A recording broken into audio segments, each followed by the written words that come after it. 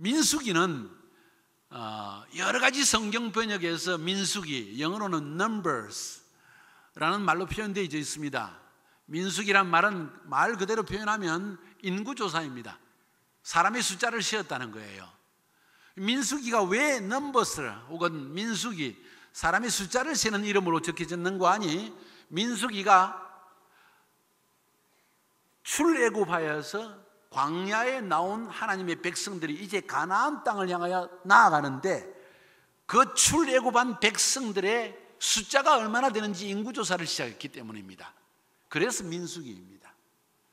바로 그 첫 번째 출애굽에 나왔던 1세대 이스라엘 백성들의 숫자를 세어서 광야를 거쳐 나가다가 1세대는 다 불순종 때문에 죽어지고 그 다음 모압 평야에 이르러서 가나안 땅에 들어가기 직전에 요단강 바로 앞에서 이제 살아남아 있는 이스라엘의 2세대 세컨 제너레이션들의 인구조사를 다시 했습니다. 그때까지 일어난 일, 첫 번째 인구조사와 두 번째 인구조사에 일어난 일들을 기록한 것이 바로 민수기입니다. 그래서 민수기라고 적은 거예요. 그런데 이 모든 일들은 광야에서 일어난 일들입니다. 그래서 히브리어 성경 원문에는 이 민수기란 말이 베미드바라고 해서 광야에서라는 말로 제목이 정해져 있습니다. 민수기의 제일 첫 번째 히브리 성경의 말이 베미드바라는 말로 시작되어집니다. 그래서 그 첫 번째 민수기의 단어 이름을 따라서 히브리 성경 원문에는 광야에서라는 것이 민수기의 책 제목입니다. 그 민수기의 책 제목을 봐도 참으로 재미있는 하나님의 계시를 발견할 수 있는데 광야라는 말이 히브리 말로 미드바르입니다. 따라합시다. 미드바르. 이제 히브리 말을 하는 거예요.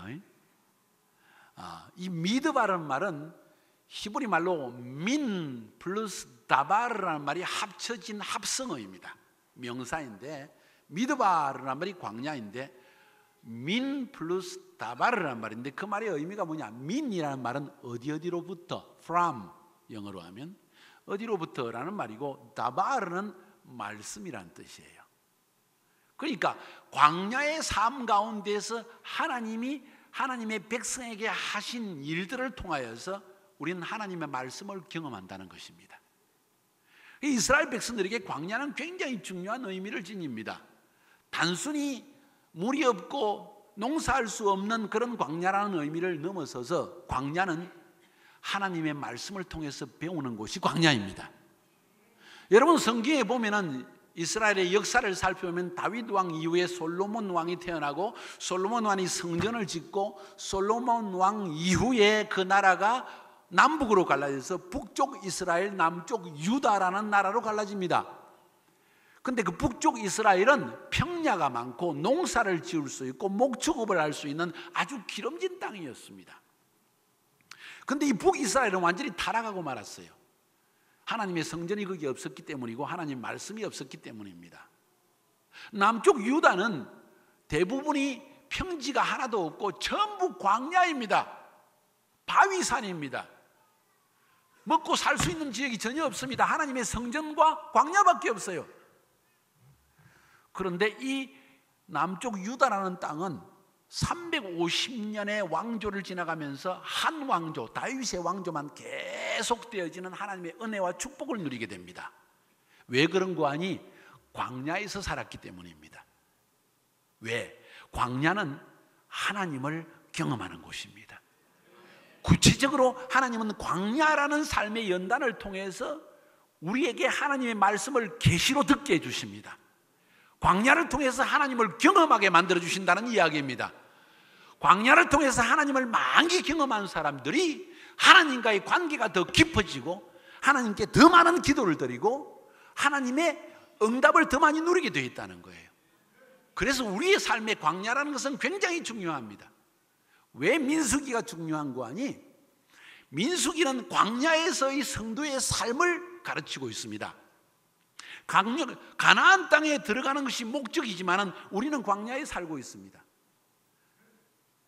이스라엘 백성들의 역사를 특별히 출애굽에서 가나안 땅에 들어가는 역사를 이야기할 때 비유적으로, 상징적으로 애굽은 아직 예수를 믿지 않고 세상에서 살던 종살이 할 때의 이야기, 광야는 예수 믿고 난 다음에 천국 들어가기 전에 교회 생활하는 시대, 그리고 요단강을 건너 가나안 땅에 들어가는 것은 천국에 들어가는 삶으로 많이 표현을 합니다. 다 맞는 것은 아니지만 상당히 일리가 있는 이야기입니다. 그렇게 생각할 때 지금 오늘 민수기에서 배우는 광야의 삶이라는 것은 지금 이 땅에서 우리가 살아가고 있는 교회 생활을 의미하는 거예요. 이해가 되십니까? 그래서 민수기에 일어난 모든 사건들은 하나님께서 우리를 가나안 땅에 이끌어가기 위해서 어떤 교회가 되어야 되는지, 어떤 성도가 되어야 되는지를 가르치기 위해서 주신 책이라는 거예요. 여러분, 진정한 제2의 부흥을 원하십니까? 교회다운 교회가 되는 것을 보기 원하십니까? 가족 공동체이면서도 군사와 같이 강한 교회가 되는 것을 보기 원하십니까? 그렇다면 민수기를 알아야 됩니다. 그래서 저는 5번의 설교 시간이 주어져 있어요. 오늘 3번을 합해서 1번이고 나머지 또 4번이 더 설교가 있습니다. 3번은 똑같은 메시지니까. 저는 똑같은 메시지 전하는 걸 아주 싫어해요. 1, 2, 3부 다 다르게 하고 싶은데 그러면 안 될 것 같아서 같은 설교를 하고 있지만은, 하루에 10번이라도 저는 다른 설교를 해야지 같은 설교하면 이게 영 체한 것 같고 별로 똑같은 거를 들으는 게 별 재미가 없어요. 자, 아무튼 광야에 대한 이야기인데 성경의 사도행전에 보면은 그런 이야기가 나옵니다. 출애굽에서 광야 생활을 하던 이스라엘 백성들, 가나안 땅에 들어가기 전에 광야 생활을 하던 이스라엘 백성들의 삶을 뭐라고 표현하는 거니? 광야 교회라고 표현을 합니다. 참 재미있는 이야기예요. 우리는 생각할 때 교회는 오순절 다락방에 성령님이 임하였을 때 교회가 시작되었다, 혹은 예수님이 12지자를 선택했을 때 그 12지자와 함께 진정한 교회의 모형이 시작되었다, 이렇게들 이야기하는데 성경은 다르게 이야기하더라는 거예요. 이스라엘 백성들이 출애굽했을 때 이미 그것은 교회였다는 것입니다. 구원받은 하나님의 공동체, 구원 공동체, 그걸 교회라고 칭했다는 거예요. 그리고 그 교회가 이 지상에 살아갈 동안에 그 교회의 아이덴티티, 정체성을 뭐라고 말하는 거 아니? 광야교회다 하고 이야기한다는 거예요. 바로 그 사실 때문에 우리가 아직 천국에 이르지 않았기 때문에 지금 여러분의 삶 가운데 광야의 연단이 있는 이유가 바로 여기 있는 거예요. 그래서 이 광야교회를 살아가는 우리들에게 도대체 우리가 천국이라는 가나안 땅에 들어가기 위해서 내가 지금 어떤 것을 준비해야 되는지를 가르치는 책이 민수기이기 때문에 이 민수기는 너무나 중요하다는 거예요. 만약 이 말씀을 듣고 배우면서 이 말씀을 여러분의 삶에 바로 적용하기만 한다면 여러분 삶 가운데 큰 부흥이 일어날 것입니다. 여러분 삶 가운데도 홍해가 갈라질 것입니다. 여러분 삶 가운데도 반석이 열려서 생수를 얻을 것입니다. 제주 생수보다는 훨씬 맛있는 생수, 만나와 메추라기를 먹을 것입니다. 여러분, 아말렉과의 영적 전쟁에 이길 것입니다. 구름 기둥과 불 기둥을 체험할 것입니다. 하나님의 직접적인 임재를 체험하게 될 것입니다. 바로 그것을 체험하게 하기 위해서, 그것이 부흥입니다. 하나님을 경험하는 것, 하나님의 기적을 체험하는 것, 하나님의 인도를 체험하는 것, 이게 부흥이에요. 이 부흥이 일어날 수 있다는 것입니다. 그래서 우리는 지금 민수기를 배우는 거예요. 특별히 젊은 청년들 잘 들으세요. 오늘 청년들 따로 예배 안 드리고 모여서 너무 잘 됐어. 중고등부인가? Anyway, 너무너무 잘한 거예요. 그래서 이 민수기의 말씀이 여러분의 삶에 엄청 중요하다는 사실을 먼저 인식하세요. 자, 그러면 5번의 설교를 통해서 어떻게 민수기를 다 설교하는가? 기가 막힌 설교자입니다, 제가. 오늘은 1장부터 9장까지만 말씀할 거예요. 어쩌면 10장까지. 적을 보는 적으세요. 민수기는 이렇게 형성되어 있습니다. 민수기는 출애굽에서 시내산에 이런 시내광야, 시내산, 곳까지 이런 이스라엘 백성들, 그 시내광야에서 시작되어집니다. 시내광야에서 가데스 바네아라는 땅까지 가게 되고, 가데스 바네아에서 모압 평지에 가게 되는 곳까지의 과정을 이야기하는 것이 민수기입니다. 1장부터 10장까지는 10장 10절까지의 이야기는 뭔 이야기냐면요, 바로 이 시내산에서, 시내광야에서 하나님께서 광야를 들어가기 전에 자기 백성들을 준비시키는 이야기가 1장부터 10장 10절까지의 이야기라는 이야기예요. 그래서 오늘 이 30분의 설교에서 이 10장을 다 다룰 겁니다. 정신 바짝 차리세요. 아멘? 그 다음 10장 11절부터 시작해가지고 12장 마지막까지 10장 11절부터 시작해서 11장 그리고 12장 전체는 시내산에서 가데스 바네아까지 가는 길에 일어난 일들, 그것을 통해서 하나님의 백성이 하나님 앞에 어떻게 행동하며 살아야 되는가, 매일 매순간 하나님 앞에서의 광야 성도의 삶은 어떠해야 한다는 것을 가르치고 있는 거예요. 가데스 바네아에서 그렇죠? 가데스 바네아 죄송합니다. 시내산에서 가데스 바네아까지 가는 길 예정에 가데스 바네아라는 땅이 왜 중요한가? 거기에서는 하나님께서 모세에게 명하여 12지파에서 한 명씩 청년들을 뽑아가지고 정탐꾼을 가나안 땅에 들어가서 정탐하라 그랬습니다. 그런데 12명 중에 여호수아와 갈렙을 제외한 10명의 정탐꾼들은 가나안 땅에 대해서 악평을 했어요. 하나님의 약속을 불신하게 만들었습니다. 백성들을 원망하게 만들었습니다. 애굽으로 돌아가자는 마음을 가지게 했습니다. 세상으로 돌아가게 하자는 거예요. 하나님만 믿고 살 수 없다는 거예요. 이 땅에서 어떻게 하나님만 믿고 살겠냐는 거예요. 돈도 벌어야 되고 직장도 해야 되고 우린 돌아가야 되겠다 했을 때 그 불신 때문에 이스라엘의 1세대는 다 죽고 만 곳이 가데스 바네아입니다. 그래서 이 가데스 바네아는 매우 중요한 곳입니다. 바로 그 사실 때문에 시내산에서 가데스 바네아까지 이야기가 나오는 거예요. 그 다음 13장부터 시작해서 22장 1절까지는 21장까지라고 합시다. 13장부터 21장까지는 가데스 바네아에서 불순종한 하나님의 백성들이 요단강을 건너기 위해서 모압 평지까지 간 이야기. 모압 평지라는 것은 지금으로 하면 요르단 땅입니다. 여러분 아시죠? 왼쪽에 이스라엘이 있고 요단강이 흐르고 사해가 흐르고 그 오른쪽이 모압 평지입니다. 그 모압 평지까지 가서 모세가 죽게 되죠. 거기까지 간 이야기를 다루고 있는 것이 21장까지의 이야기입니다. 그 다음 22장부터 36장까지 이야기는 이 모압 평지에서 모세가 다시 한번 율법을 선포하고 가나안 땅을 정복하기 위해서 땅을 분배하고 이런 이야기들이 쭉 나오고 있습니다. 그것이 민수기 전체 이야기입니다. 이번에 제가 여러분과 함께 다룰 민수기 이야기는 주로 하나님께서 그의 백성들을 가나안 땅에 들어가게 하기 위해서 사건을 많이 보여주십니다. 성경에 기록된 사건은 지금 여러분의 삶을 위한 것입니다. 구체적으로 우리가 똑같은 사건을 경험하고 있다는 것을 성경이 보여주고 있는 거예요. 그래서 이 광야를 살아가는 우리가 목말라서 불평할 수 있고 배고파서 불평하고 고기가 먹고 싶어서 불평하고 애굽의 마늘과 부추가 먹고 싶어서 불평할 그때에 우리의 마음 상태가 하나님 앞에 어떻게 해야만 가나안 땅에 들어갈 수 있는가? 구원받았지만은 1세대는 다 광야에서 문드러져 죽고 말았는데 우리가 그렇게 되지 않고 가나안 2세대와 같이 어떻게 가나안 땅에 들어갈 수 있는가? 젖과 꿀이 흐르는 하나님의 축복을 누림받을 수 있는가? 그것을 가르치기 위한 책이 민수기라는 거예요. 그래서 이 민수기의 책은 매우 중요합니다. 먼저 1장부터 한번 살펴봅시다. 1장 말씀에서는 오늘 1장 말씀, 2장 말씀을 읽었고 9장 앞부분과 뒷부분 읽었습니다. 4군데를 읽었습니다. 이 4가지를 통해서 하나님은 광야를 지나가는 광야 교회가 성공적으로 지나가서 결국 가나안 땅 하나님의 구원에 이르기까지 어떤 준비가 필요한가 4단계를 우리에게 이야기해 주는 거예요. 크게 말해서 4개의 준비가 필요하다. 따라서 4가지. 그 첫 번째가 1장 1절부터 4절에 나와 있습니다.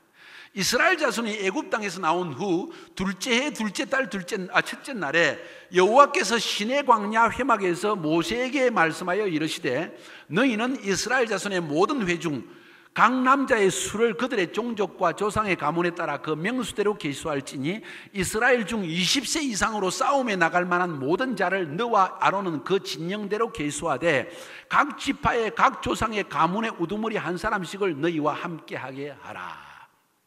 자, 이 말씀을 들으니까 뭐가 여러분이 떠오릅니까? 지금 막 이스라엘 백성들이 남자 20세 이상만 계수를 해보니까 세어보니까 60만 명이 넘었습니다. 그러니까 여자 20세 미만의 남녀 아이들 다 포함하면 몇 명쯤 됐을까? 능히 200만 명 내지 300만 명입니다. 유대인들은 아기를 엄청 많이 낳습니다. 그냥 하나님이 주시는 대로 펑펑펑펑 낳습니다.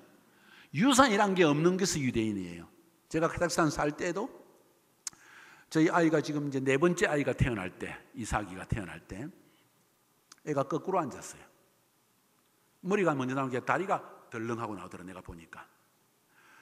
그래서 애가 거꾸로 앉아서 큰일 났구나. 그래서 산부인과 의사한테 물어봤더니 아유, 유대인은 아니죠 그러더라고요. 왜요? 그랬더니 유대인 같으면 애가 거꾸로 앉든 옆으로 앉든 잘 나온다고. 그 먼 카자흐스탄 땅에서도 사람들이 알고 있더라고. 애들을 많이 낳았으니까 아마 20세 미만 아이들이 엄청 많았을 거예요. 한 집에 적어도 5, 6, 7명씩. 그쯤 되면 200만, 300만이라는 이야기가 실감이 가는 이야기입니다. 이해가 가시죠? 300만의 인구가 나왔지만은 막 출애굽해가지고 모세의 기적을 보고 나왔지만은 기적 봐서 모세를 지도자로 인정했지. 아직도 오합지졸들이에요. 홍해 앞에서도 막 오금을 떨면서 벌벌 떨면서 우리는 죽었다고 떨던 사람들입니다. 그 사람들이 겨우 시내산에 1년 만에 데리고 왔습니다. 그러니 아직도 지도자에 대한 불신, 아직도 조직 체계, 질서 아무것도 없는 사람들이에요. 근데 그 사람들을 매일 먹인다고 생각해 보세요. 그 사람들의 불평을 다 생각해 보세요. 오늘날 개인주의 시대 아닙니까? 포스트 모더니즘 특징이 뭡니까? 전부 개인주의고 모든 사람이 말하는 게 다 진리야. 기독교가 제일 위험한 종교예요. 왜? 오직 예수 믿으면 구원받는 종교니까. 그건 종교가 아니라 진리니까. 아멘입니까? 그런데 사람들은 그런 기독교를 향해서 극단주의라 그래요. 벌써 지금은 위험한 종교라 그래요. 그런데 그 진리인 걸 어떻게? 오늘날 모든 사람들이 나를 인정해달라. 우리 젊은 아이들요, 우리 자식들 다 키워놓으면요, 조금 크면은 엄마는 엄마의 세대, 아빠는 아빠의 세대, 우리는 우리의 세대. 엄마가 말하는 진리를 나의 진리라고 착각하지 마십시오. 아주 우리를 가르쳐요. 자기들 세대를 모른다는 게, 모른다는 것은 인정하겠는데 자기들 세대도 옳다고 인정한다면 골치 아픈 이야기예요. 그런 시대에 300만의 인구가 300가지의 생각을 가진 사람들을 인도한다고 생각해 보세요. 제대로 되겠어요? 왜 오늘 성경 1장 1절부터 4절까지 해서 하나님께서 말씀하신 한 가지는 20세 이상으로 전쟁에 나와서 싸울 만한 남자들만 세워서 전부 다 12지파별로, 지파별로, 지파 안에서도 종족별로, 종족 안에서도 가문별로, 가문 안에서도 가족별로 조직을 갖춰라. 쉽게 이야기하면 군사조직입니다. 아니 지금 광야 교회가 왜 군사조직이 필요합니까? 왜냐하면 광야를 지나가기 때문입니다. 광야는 위험한 곳입니다. 광야의 대열에서, 광야에서 그 구원받은 하나님의 백성의 그 대열에서, 공동체에서 끊어져 나가면 적시로 배고파 죽든지 굶어 죽든지 목말라 죽든지 햇빛에 타서 죽든지 밤에 추위로 죽든지 아말렉과의 전쟁에 잡혀가 죽든지 대열에서 끊어지면 죽는 거예요. 이해가 되십니까? 대열에서, 공동체에서 벗어나는 순간 죽는다는 거예요. 오늘날 수많은 사람들이 그렇게 생각하면 난 머리가 좋아서 삼성도 들어가고 뭐 높은 직장을 가지고 좋은 월급을 받게 되지고 그래서 나는 뭐 걱정 없다, 내 힘으로 살 수 있어 하는 사람들이 있는데, 만약 하나님의 백성으로서 그렇게 해서 공동체에 떨어나가서 내 힘으로 살 수 있다고 하는 순간 여러분은 구원의 공동체에서 떨어져 나가는 겁니다. 바로 그 사실 때문에 하나님께서 구원 공동체에 새로운 영적 질서를 주시는 것입니다. 출애굽한 구원 공동체, 어린 양의 피를 문설주에 발라서 심판과 저주에서 벗어난 하나님의 백성, 우리는 그 백성들입니다. 할렐루야! 죄사함 받았습니다. 하나님의 자녀로 삼았습니다. 우리의 저주는 떠나갔습니다. 하나님의 축복은 약속되어 있습니다. 그런데 그 백성이 이 구원 공동체, 구원의 비전의 공동체, 우리는 가나안 땅에 갈 존재라는 이 구원 공동체, 이 비전의 공동체를 벗어나는 순간 우리는 죽게, 자멸하게 된다는 거예요. 바로 그 사실 때문에 하나님께서 이 백성들 오합지졸이고 아직 영적 질서도 알지 못한 채 전부 다 내 잘났다고 하고 내 뜻대로, 내 생각대로, 내 인정받는 것, 내 원하는 것만을 추구하는 이 이스라엘 백성들, 여러분 유대인들이 얼마나 개인주의인지 몰라요. 개인적으로 만나면 정말 꼴보기 싫어. 하나님의 백성이고 우리에게 성경을 준 사람들이고 그들을 통해 메시아가 왔기 때문에 감사함으로 나는 끝없이 그들을 구원하기 위해 노력하는 것이지, 인간적으로 보면 진짜 꼼쟁이들, 꼼쟁이란 말 알아요? 근데도 하나님이 그들을 사랑하셨다는 거예요. 그 백성들을 이끌어가기 위해서 무엇이 필요할까요? 비전이 필요하고, 한 가지 영적 질서가 필요합니다. 어느 하나님의 공동체이든 필요한 것은 영적 질서와 하나님이 주신 비전입니다. 따라합시다. 하나님이 주신 비전, 영적 질서. 이것이 없으면 모든 사람들이 자기 뜻대로, 자기 원하는 대로, 자기 인정받기 위해서, 자기의 나라를 세우기 위해, 자기 킹덤을 세우기 위해서 막 뛰쳐나갈 거예요. 어리석은 자들입니다. 그래서 하나님께서 지금 새로운 공동체를 형성해 주시는 거예요. 제가 왜 G12 교회를 시작하겠습니까? 내 마음대로 컨트롤하기 위해서? 아니요. 한 영혼도 떨어져 나가지 않게 하기 위해서, 영적인 멘토링의 질서를 세우기 위해서, 사람들은 자기 멋대로 하기를 원하고, 할 수 있으면 세속으로 빠져나가기를 원합니다. 돈 벌기 위해서 하나님을 떠나게 되고, 높은 자리에 올라가기 위해서, 직장에 잘 보이기 위해서 모든 모임을 빠져버리고 결국은 하나님을 떠나게 되더라는 거예요. 그대로 내버려두면 그들은 망하게 되어집니다. 그들을 영적으로 멘토링 해야 됩니다. 멘토링의 핵심이 무엇입니까? 하나님의 말씀이며 하나님의 비전입니다. 하나님의 말씀 때문에 예배를 드리는 것이고, 하나님의 비전 때문에 우리의 목표는 이 땅에 잘 사는 것이 아니야. 이 광야를 성공적으로 지나가는 것이야. 그리고 결국은 가나안 땅에 들어가는 것이 우리의 목적이야. 하는 멘토링을 끊임없이 주기 위해서 하나님은 담임 목사님에게 비전을 주시고, 그 밑에 교구 조직을 주시고, 소교구를 주시고, 그 다음에 셀 조직을 주어서 그들로 하여금 공동체 안에 머물러 있을 수 있는 작업을 하시는 거예요. 이것이 G12의 다른 것이 아니에요. 숫자 노름이 아니에요. 이건 멘토링입니다. 사람을 하나님의 말씀으로 붙들어주고 그들을 영적으로 양육해 줄 수 있는, 조금만 영적으로 벗어나서 세속주의에 빠지고 두려움과 미래에 대한 염려에 빠져들 때 그들을 말씀으로 다시 일으켜주고 위로해주고 새 비전을 갖게 하고 소망을 갖게 하기 위한 것이 바로 이 새로운 영적 질서로서의 G12라는 거예요. 이해가 되십니까? 그래서 모세라는 지도자에게 가나안 땅을 향하여 라는 비전을 주시는 거예요. 보세요. 민수기에서 광야를 지나가는 동안 끊임없이 백성들이 하나님 앞에 대적할 때 무엇을 대적했습니까? 가나안 땅을 향하여 라는 하나님의 언약을 의심하고 대신한 거예요. 어려운 거 아닙니다. 간단한 겁니다. 이 땅에 살면서 자기의 정체성을 잊어버렸다는 거예요. 내가 하나님의 자녀라는 정체성, 나는 곧 영원한 천국에 갈 존재라는 정체성을 잊어버렸기 때문에 울고 환탄하고 원망하고 돈 없다고 짜증내고 불평한다는 거예요. 그게 아니라는 거예요. 우리 앞뒤 좌우로 돌아봅시다. 우리는 영원한 천국에 들어갈 정체성을 가진 사람들입니다. 너무 길어서 못하는 사람도 있네. 다시 앞뒤로 돌아봅시다. 우리는 하나님의 자녀입니다. 우리는 꼭 천국에 갈 사람들입니다. 천국 시민답게 삽시다. 아멘. 그러기 위해서는 하나님이 세우신 영적 질서, 하나님의 비전 아래 흘러가는 이 영적 질서가 필요하다는 거예요.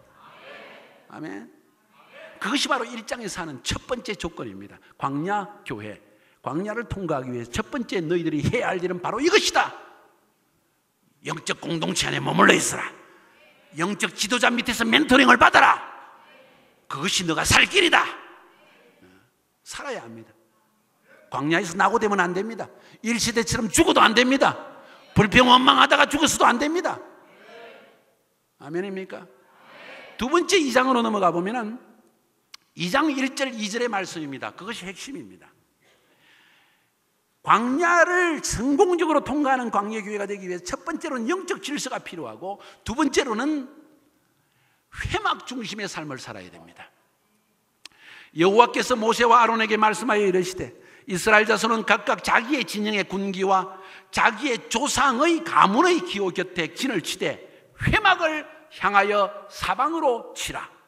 자, 회막을 향하여 동서남북 사방으로 치라. 그래서 3절부터 쭉 2장을 읽어나가보면 어떻게 주님 말씀하신 거 아니? 동쪽에 세 지파, 서쪽에 세 지파, 남쪽에 세 지파, 북쪽에 세 지파. 전부 몇 지파?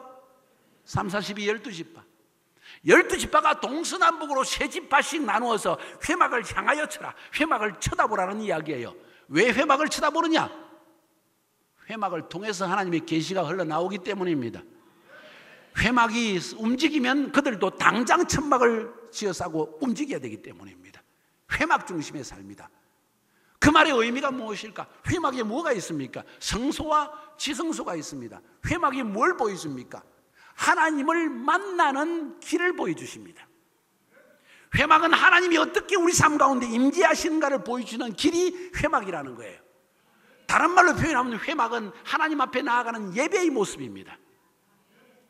12지파 구원받은 300만의 하나님의 구원 공동체가 광야를 효과적으로 지나가려고 하면 첫 번째로는 12지파의 영적 질서, 멘토링의 질서를 가져야 되고, 두 번째로는 이 멘토링을 가진 영적 질서가 하나님의 회막을 중심으로 움직여야 된다.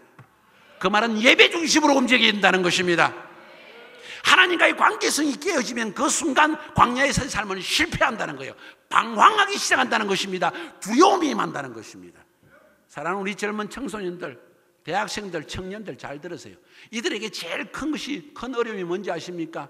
미래에 대한 두려움입니다. 중고등학생 좀 덜 할지 모르겠어요. 대학 들어가는 순간, 대학은 들어가는 순간 직장 입사 준비잖아요. 그죠? 무엇 때문에? 그때로부터, 옛날에는 우리 대학 다닐 때는 들어가서부터 미팅하고 신났어요. 애들하고 캠핑 다니고. 지금은 그럴 이유 하나도 없잖아. 불쌍한 세대야. 진짜 내가 보니까 불쌍한 세대야. 왜 그런지 알아요? 미래에 대한 두려움 때문에 사로잡혔어. 벗어나야 합니다. 벗어나야 합니다. 어떻게 벗어날 수 있습니까? 하나님과의 예배의 관계성을 바로 세우면 하나님이 주시는 확신, 그 인도하심이 내 안에 임하기 때문에, 하나님이 주시는 언약의 계시의 말씀 내게 임하면 그것이 내게 이 모든 두려움을 이겨낼 수 있는 힘을 준다는 거예요. 우리 동천교회에서 4명의 카이로스 학생이 훈련받고 있어요. 우리가 거기에서 가르치는 내용이 뭔지 아세요? 일주일에 10번 설교를 듣게 하고 새벽기도까지 포함하면 15번 설교를 듣게 합니다. 그리고 매일 적어도 1시간씩은 혼자 부르짖어 기도하게 합니다.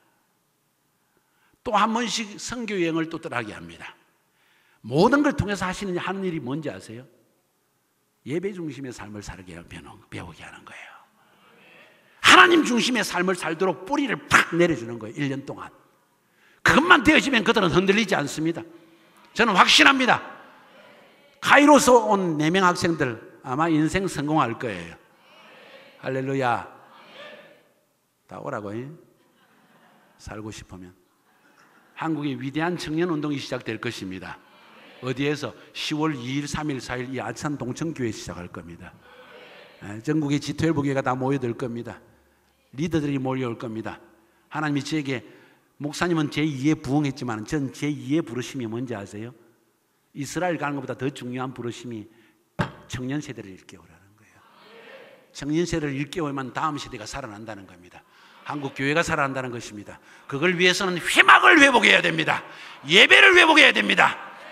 일주일에 한 번 주일 성수, 천만의 말씀, 그런 형식적인 예배로 안 돼. 매일 예배하는 공동체, 나와 예배할 사람이 없다면 내 혼자서라도 예배하는 공동체, 내 남편과 내 아내와 손잡고 혼자서라도 가족으로 예배하는 공동체, 직장에서 아무도 없어도, 내 집에서 아무도 믿지 않아도 내 혼자 직장에서 믿는 사람과 함께 예배하는 공동체, 매일매일 하나님께 예배하는 공동체, 매일 하나님의 말씀을 통해서 계시를 받는 공동체, 이 공동체만이 광야에서 살아남을 것입니다. 아말렉과의 전쟁에서도 이길 것이고, 반석에서 생수를 얻을 것이고, 완전 광야에서 하나님이 하늘에서 내시는 만나와 메추라기를 먹게 될 것입니다.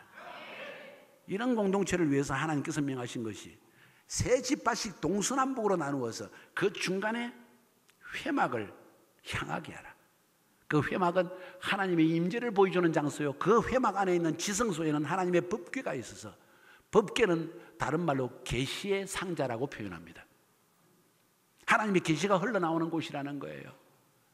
예배 가운데 하나님의 계시가 흘러나온다는 것입니다. 예배 가운데 예배할 때, 워십할 때, 혹은 기도할 때, 말씀을 들을 때, 아니 예배당을 들어서는 순간부터, 아니 여러분들이 예배하려고 결단하고 나가는 순간부터 하나님의 성령님께서 계시의 영을 여러분에게 부어주신다는 거예요. 그래서 여러분의 인생의 길을 인도하신다는 거예요. 우리의 삶의 회막이 얼마나 중요한지를 알아야 됩니다. 예배 중심의 공동체가 되어야만 한다는 것입니다. 그래야만 여러분이 살 것입니다. 그래야만 광야의 어려움 가운데서 어려움을 극복하고 미래의 두려움을 극복하고 원수의 공격을 극복할 수 있는 힘이 바로 거기에 나오기 때문입니다. 여러분 예배의 삶을 회복할 수 있기를 주의 이름으로 축복합니다. 오후 시간에 저희 사모가 그걸 좀 더 강조하면서 이야기할 것입니다. 무너진 예배의 재단을 회복해야만 합니다. 그것이 두 번째 일입니다. 이 가장 중요한 일들을 지금 주님이 말씀하시는 거예요. 광야 교회가 광야를 통과해서 성공적으로 가나안 땅에 들어가기 위해서, 다시 말해서 이 땅에 살고 있는 우리가 성공적인 신앙생활을 해서 결국은 천국의 주님을 기쁨으로 만나게 하기 위해서 가장 첫 번째 중요한 것은 영적 공동체 질서 안에 머물러 있으라. 두 번째, 회막 중심의 삶을 살아라. 예배 중심의 삶을 살아라는 거예요. 세 번째는 넘어갑니다. 2장을 넘어가서 3장에 넘어가 보면 이제 쭉 3장부터 8장까지는 그냥 제가 훑어드릴게요. 3장에는 아론의 아들들 이야기가 나옵니다. 레위인들의 이야기가 나옵니다.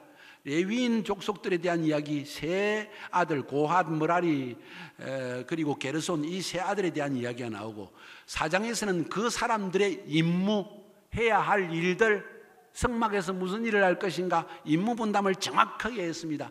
그렇게 해서 일단 광야를 떠날 준비를 갖추는 거예요. 그 다음에 5장에 넘어가 보니까 백성들 중에서 죄를 없이 하라 그랬습니다. 광야에 들어갈 때 여러분, 광야에서 성공적인 삶을 살기 위해서 가장 중요한 요소가 뭔지 아세요? 어떻게 하면 광야를 성공적으로 지나갈 수 있을까? 혹은 광야의 삶에 실패하게 하는 요소가 무엇일까? 그것은 외부의 적 아말렉의 공격이 아닙니다. 돈이 없는 것이 문제가 아닙니다. 먹을 것이 없는 것이 문제가 아니에요. 우리 안에 죄가 있는 것이 문제라는 것입니다. 그래서 먼저 광야를 출발하기 전에 하나님께서 죄를 백성 중에 끊어내게 하십니다. 제가 G12 교회를 한국 교회에 돕기 시작하면서 여러 교회를 통해서 들은 한 가지 딱 동일한 사건이 있는데, 그게 뭔가, 사건이라기보다는 동일한 현상이 있는데, 그게 뭔가 하니 하나님께서 그 교회에 영적인 부흥을 쫙 주시기 전에 하나님께서 그 교회 안에 죄를 뽑아내더라는 거예요. 정리 작업을 하시더라는 겁니다. 마음이 순수한 자와 순수하지 않은 자를 갈라내시고 죄악 가운데 거하는 자와 죄악 가운데 있지 않는 자를 골라내시더라는 거예요. 그리고 순수한 자를 통하여 하나님의 비전을 집어넣어 주시고, 순수하고 깨끗한 심령, 깨끗한 마음의 동기를 가진 자를 통해서 하나님의 역사를 시작하시더라는 거예요. 그래서 오늘 5장에서도 보니까 백성 중에 죄를 없이 하라는 일을 이야기를 하십니다. 6장으로 넘어가니 죄가 백성 가운데 사라지니까 나실인이 나타납니다. 나실인은 하나님께 헌신하기로 결단한 사람들입니다. 일정 기간을 하나님께 헌신하겠다는 사람들입니다. 이런 사람들이 나타나는 것을 하나님이 알고 계시기 때문에 나실인에 대한 이야기를 들려주십니다. 그 다음 7장으로 넘어가면 백성 중에 죄를 없이 하고 광야교회가 출발하기 전에 또 일어나는 한 가지 사건이, 백성들이 물질로 헌신을 하기 시작하더라는 거예요. 그래서 12지파의 지휘관들, 지파의 장들이 자기의 가진 재물들을 다 가지고 주님께 막 헌신을 합니다. 헌납을 합니다. 할렐루야. 8장으로 넘어가 보니까 이렇게 회막 중심의 삶을 살기 위해서 회막 안에 예배의 제도를 다시 정확하게 자리를 굳힙니다. 그게 8장까지 이야기입니다. 이렇게 해서 광야를 출발하게 하는데, 출발하기 전에 마지막으로 두 가지의 중요한 사건을 하나님께서 보여주십니다. 준비를 시켜주십니다. 그게 뭔가 하니 9장 1절부터 5절까지의 이야기입니다. 그게 세 번째 준비입니다. 첫 번째는 G12 조직, 영적 멘토링 질서를 형성하시고 공동체에서 벗어나지 않게. 두 번째로 회막 중심, 예배 중심의 삶을 살도록 가르치시고, 세 번째로 9장 1절부터 5절까지 유월절을 지키라고 명하십니다. 이거 단순한 그냥 절기 지키는 사건을 넘어서는 이야기입니다. 애굽 땅에서 나온 다음 해 첫째 달에 여호와께서 애굽 시내 광야에서 모세에게 말씀하여 이르시되 이스라엘 자손에게 유월절을 그 정한 기일에 지키게 하라. 그 정한 기일, 하나님이 정한 그 날짜, 이달 14째 날 해질 때 너희는 그것을 지키되 그 모든 율례와 그 모든 규례대로 지킬지니라. 모세가 이스라엘 자손에게 명령하여 유월절을 지키라 하며 그들이 첫째 달 14째 날 해질 때 시내 광야에서 유월절을 지켰으되 이스라엘 자손이 여호와께서 모세에게 명령하신 것을 다 따라 행하였더라. 할렐루야. 따라합시다. 유월절. 유월절이란 말의 의미가 뭡니까? 유월은 이게 한자 말이에요. 넘어갔다는 뜻이에요. 영어로 하면 pass over, 지나갔다. 히브리 말로 하면 페사, 지나갔다. 넘어서 지나갔다는 뜻이에요. 왜 유월절을 지었습니까? 이스라엘 백성들을 애굽 땅에서 끄집어낼 때 10번째 재앙을 통하여서 이스라엘 백성들의 집에는 어린 양을 잡아 피를 문설주에 다 바르면 심판하는 천사가, 죄가 있는 백성들을, 사람들을 심판하는데 그 심판하는 천사가 막 장자들을 다 죽이는 거예요. 죽이는 심판을 막 하는 중에 피가 묻은 어린 양의 피가 발려진, 그것도 문설주는 딱 십자가 표시입니다. 피가 십자가 표시가 딱 피로 발라진 그 집을 딱 보면 혈장 넘어가 버려, 심판을 멈추고 넘어가 버리더라는 거예요. 이것은 예수님의 십자가로 말미암아 주님이 우리 죄를 다 십자가에 짊어지고 돌아가심으로 그 예수의 보혈의 피를 믿는 우리들은 심판을 피하게 되었다는 것을 의미하는 거예요. 저주에서 벗어났다는 것입니다. 죽어야 마땅한 세상 가운데서 고통 속에 죽어야 마땅한 우리들을 하나님이 구원하셨다는 사실입니다. 그거를 기념하는 것이 유월절입니다. 할렐루야. 하나님은 그 백성들에게 매년 니산월, 우리 달력으로 하면 4월 달쯤 정도 될 때 항상 유월절을 지키라. 유월절을 무엇 때문에 지키느냐? 기억하게 하기 위해서. 다윗의 시편에, 모세의 시편에, 아삽의 시편에, 시편에 이 많은 기자들이 있는데 그들이 공통적으로 하는 이야기가 여호와께서 큰 손과 편팔로 너희를 인도하여 내신 것을 기억하라. 홍해를 가신 사건을 기억하라. 반석에서 물을 내신 사건을 기억하라. 기억하라고 하십니다. 왜 유월절을 지키라고 합니까? 나를 구원하신 그 날을 기념하라는 거예요. 기억하라는 것입니다. 왜 기억합니까? 광야에 40년의 세월을 지나갔는데 많은 어려움을 당했습니다. 배고픔, 목마름, 미래에 대한 두려움, 원수의 공격, 수많은 어려움, 우리도 똑같이 지나가는데 그 어려움을 이겨낼 수 있는 힘이 어디서 나올까요? 전능하신 하나님이 나 같은 죄인을 용서하시고 구원하셨다는 그 감격으로 이겨내는 거예요. 내가 하나님의 자녀가 되었다는 그 아이덴티티, 정체성을 가지고 나는 이겨내는 거예요. 저는 독일에서 6년 동안 어려운 세월을 보냈습니다. 카자흐스탄에서 22년 동안 어려움을 많이 겪었습니다. 아메리칸 스파이라고, 미국 스파이로 몰리기도 하고, KGB에 수십 번 불려가기도 하고, 저희 사모도 불려가고, 우리 지도자들은 전부 한 명도 빠짐없이 다 불려갔어요. 취조를 당하고, 알파고스 나온 초신자들까지 다 불려갔어. 그냥 풍지나 부은 박산 날 것 같지. 천만에 교회는 그래도 성장 잘하더라고. 텔레비전으로 매일 내 얼굴을 비춰요. 광고비도 안 주는데. 자연 광고. 하나님께서 그렇게 보호해 주시더라는 거예요. 그 모든 어려움을 어떻게 이겼을까? 수많은 어려움이 있었다는 거예요. 물질적인 어려움, 관계의 어려움, 또 외부의 공격, 수많은 어려움이 있었는데도 불구하고 이겨낼 수 있는 원동력 나는 알고 있어요. 32년 전에 나를 찾아오셔서 예수의 피로 나를 내 죄를 사하시고 성령을 부어주셔서 하나님 자녀 되게 하신 그 사건, 난 그것만 기억하면 다 이겨내는 거예요. 할렐루야. 동의하시면 큰 소리로 아멘 하시기 바랍니다. 왜 유월절을 지키라고 하느냐? 시편에서 왜 기억하라고 말씀하시는가? 왜 매년마다 빠짐없이 유월절을 지키라고 말씀하시는가? 하나님이 너의 구원자시다. 하나님이 너를 구원하신다. 따라합시다. 옆에 사람은 하나님이 너를 구원하신다. 이 사실을 기억하라는 거예요. 영원히 기억하라는 것입니다. 할렐루야. 광야를 지나갈 때 많은 어려움을 당하겠지만 그것만을 잊지 말라는 것입니다. 광야 40년 동안 매일 그것을 기억하라는 것입니다. 이스라엘 백성들이 솔로몬 이후의 왕들이 다 갈라지면서 영적으로 많이 타락했죠. 영적으로 타락했을 때 신앙으로 그 나라를 다시 개혁했던 왕들, 히스기야 왕이라든가 이런 왕들을, 요시야 왕들 보면은 하나같이 한 일이 있습니다. 유월절을 회복시켰다 그랬습니다. 구원의 감격이 회복되어져야만이 우리는 하나님에 대한 관계가 회복되어지는 거예요. 이게 출발점이라는 거예요. 이건 출발점으로 잊어버릴 사건이 아니고 영원히 하나님 앞에 감사해야 될 사건이라는 거예요. 이 사건만 기억하면 불평이 쏙 들어가고 감사가 튀어나오기 시작한다는 거예요. 할렐루야. 그래서 하나님께서 이스라엘 백성들의 광야를 들어가기 전에 기억해라. 매년 이 시기가 되면 의도적으로 유월절을 기억하고 지켜라. 너희 중에 남자들은 머리가 제대로 박힌, 세상을 제대로 파악하는, 이제는 내 힘으로 살아갈 것 같은 너희들은 한 명도 빠짐없이 여호와 앞에 보여라. 그리고 유월절을 지키라. 절기에 대해서는 할 말이 너무 많아요. 한 10번쯤 설교해야 됩니다. 너무 중요한 사건을 담고 있기 때문에 다음에 기회가 되면 하기로 하고. 아무튼 유월절입니다. 할렐루야. 주님이 여러분을 구원하신 사건을 꼭 기억하시기를 바랍니다. 이 유월절 사건을 기억하는 사람은 결코 넘어지지 않습니다. 마지막으로 세 번째 이야기했죠. 마지막으로 하나님께서 광야를 떠나기 전에 하나님이 주신 은혜가 있습니다. 그것이 무엇인가 하니 16절부터 23절에 기록되어 있습니다. 성령의 인도하심입니다. 따라합시다. 성령의 인도하심. 이건 단순히 성령의 인도하심이 있다고 말하는 것이 아니라 그 성령의 인도하심에 순종해라 하는 말씀입니다. 광야를 성공적으로 지나가기 원한다면 성령의 음성에 민감하게 순종해야 한다는 것입니다. 내 이익을 따라 사는 것이 아니라, 내 목적을 성취하기 위해 사는 것이 아니라, 내 성질을 목표로 사는 것이 아니라, 어떤 사건이 결정해야 될 순간이 올 때 성령님이 나에게 뭐라고 하시는지를 들어봐야 한다는 거예요.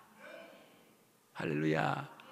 16절부터 23절까지 보니까 항상 그래야 낮에는 구름이 그것을 덮었고 밤이면 불 모양이 있었는데 구름이 성막에서 떠오르는 때에는 이스라엘 자손이 행진하였고 구름이 머무르는 곳에 이스라엘 자손이 진을 쳤으며, 이렇게 이야기가 나옵니다.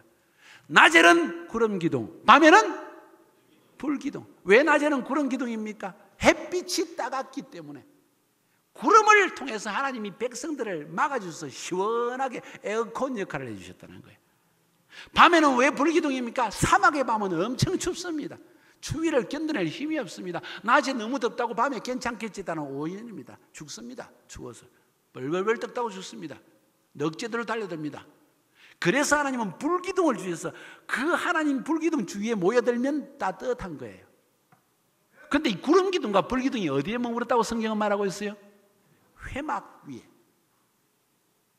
예배하는 공동체 위에 항상 시원한 구름기둥, 따뜻한 불기둥 밤낮으로 주셔서 그 회막을 따라 움직이면, 그 구름기둥이 움직이면 회막도 움직이고, 구름기둥이 서면 서게 하셨다는 거예요. 뭘 의미합니까? 성령님의 인도하심을 의미합니다. 광야에서 성공적인 삶을 살기 원한다면 철저하게 성령님이 움직일 때 움직이고 멈출 때 멈춰야 된다는 거예요. 주님, 나는 힘이 있습니다. 점수입니다. 돈도 있습니다. 시간도 있습니다. 나 좀 섬겨야 되겠습니다. 주님이 구름기둥과 불기둥이 가만히 있으면 까불지 말고 가만히 있으라는 거예요. 힘이 있다고 되는 것이 아니라는 거예요. 힘이 없습니다. 지쳤습니다. 나이가 늙었습니다. 돈도 없습니다. 내가 뭘 주님을 위해 할 수 있겠습니까? 그런데 구름기둥과 불기둥이 움직이기 시작합니다. 그러면 아무리 힘이 없고 돈이 없고 어렵고 힘들어도 움직이라는 거예요. 이게 성도의 자세라는 것입니다. 그것이 성리의 길이라는 것입니다. 하나님은 자기 시간에, 유시가 말로 카이로스 타임에 하나님은 우리에게 지시를 하신다는 거예요. 그 구름기둥과 불기둥이 항상 회막 위에 있기 때문에 회막을 중심으로 사방으로 회막을 쳐다보고 살아라는 거예요. 아침에 일어나서 회막 보고 밤중에도 회막을 보고, 아마 가족마다 천막마다 회막 보는 자가 있을 것입니다. 보초가. 회막이 움직이면 즉시 나팔을 불었습니다. 10장에는 나팔 이야기가 나옵니다. 마지막 때 하나님께서 나팔 소리를 들은 사람을 많이 허락해 주십니다. 전 세계 하나님의 나팔 소리를 들었다. 여러분, 하나님의 나팔 소리 유튜브에 턱 쳐보세요. 실제로 막 들려오는 소리들 유튜브에 많이 올라오고 있습니다. 주님이 뭔가 일을 행하시려 할 때는 항상 나팔 소리를 들려주신다는 거예요. 여러분의 심령 속에 분명히 또렷하게 하나님이 하실 일을 들려주신다는 거예요. 저에게도 나팔 소리가 들려왔어요. 무슨 나팔 소리인지 아십니까? 제가 그랬습니다. 주님, 이제는 나이가 좀 들고 아이고 시차도 극복하기 힘들고, 제가 터키에서 이쪽으로 오니까 10시간 비행기 타고 오니까, 야, 시차 극복하기가 얼마나 힘들었는지. 어제 저희 사모하고 밤새도록 잠 못 잤어. 당신 자니? 자기도 못 잔대. 나도 못 자. 에이, 앉아서 좀 이야기하다가 자자. 그러다가 밤샜어. 그냥 나이가 들어서. 그래서 아유, 주님, 조금만 쉬고 싶은데 이제는 조금 사역 22년 동안 정말 온 힘을 다해서 했으니 좀 쉴까요? 했더니만 나팔 소리가 들려오는 거예요. 무슨 나팔 소리? 청년을 깨우라 하는 나팔 소리. 한국 청년을 깨워야 된다. 다 내려놓고 큰 교회도 필요 없다. 너에게는 청년들을 깨워라. 다음 세대를 준비시켜라. 많은 인원도 필요 없다. 예수님의 12지혜와 같이 헌신된 자를 준비시켜라. 새 시대를 열어야 한다. 나팔 소리 들려주신다는 거예요. 사랑하는 성도 여러분들, 광야를 성공적으로 지나가서 가나안 땅에 들어가기 위해서 해야 될 4가지를 오늘 주님 말씀하시는 거예요. 영적 멘토링 질서 안에 머물러 있으라. 회막 중심, 예배 중심의 삶을 살아라. 6월절 구원의 신앙을 매일 새록새록 되새겨라. 그리고 감사하는 마음을 지니고 살아가라. 성령님의 인도하심에 즉각적으로 순종하라. 이렇게 행하시면 여러분의 삶은 성공할 것입니다. 부흥은 올 것입니다. 내 안에 내적인 부흥이 진정한 부흥입니다. 그 부흥은 가정의 부흥, 교회의 부흥으로 연결되어지고 민족의 부흥으로 연결될 것입니다. 한국 교회 이대로 머물러 있어서는 안 된다고 저는 생각합니다. 하나님은 위대한 민족을 만드셨습니다. 우리 민족을 다시 일어나야 하는데, 이 일은 나팔 소리를 통해서 청년이 일어날 때 시작될 것입니다. 우리 동천교회 청년들은 한 명도 빠짐없이 대학 입학하는 순간 전부 터키로 1년간 사회생활 하기 전에 먼저 하나님과의 관계 회복, 뿌리 내려야 됩니다. 승리하시기를 주의 이름으로 축복합니다. 우리 기도하겠습니다.